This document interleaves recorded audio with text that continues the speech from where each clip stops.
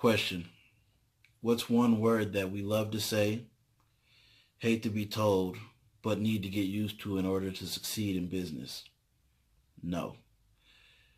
While the word no is a very powerful word, and sometimes a very disheartening word depending on how it's yielded, the reason why you have to get used to it in entrepreneurship or business is because not everything is going to be for you. Not everything matches, not everybody's agenda matches what your agenda is and what you're trying to do and what you're trying to achieve.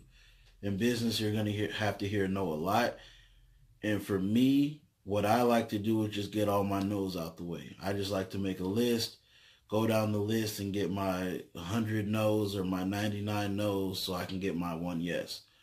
And even after 12 years of being in business and being an entrepreneur, I'm self-taught in a lot of the fields that I've worked in.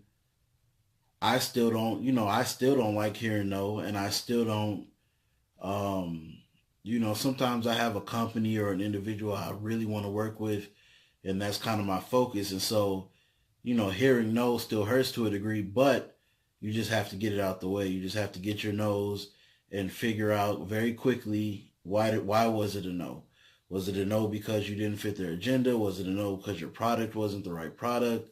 Or was it a no simply because that person felt like saying no at the moment? Either way, your business has to thrive. And that's why you have to get used to no's, because if they say no, you still have to be able to pivot and figure out how do you get a yes from another organization, or how do you position your product or a project or a service to get that yes. And so no, once again, while it can be disheartening, is a word that you're going to hear a lot, so you don't have a choice.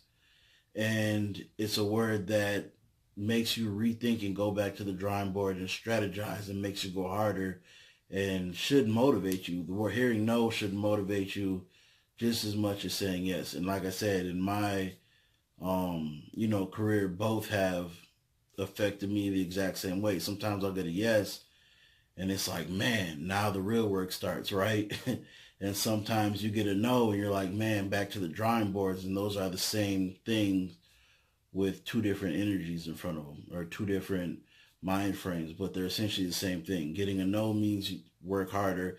Getting a yes means the real work's about to start, because whatever it is that you're trying to do, now that you've gotten that yes, you have to live up to whatever the promised product or service was, and you can't flop it, because a lot of business is referral based. Word of mouth is still the number one means of marketing, more stronger than social media, more stronger than, television, radio, whatever you want, print.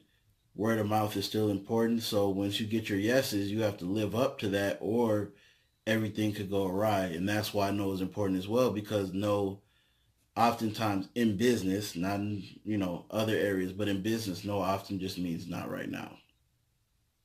So get used to it.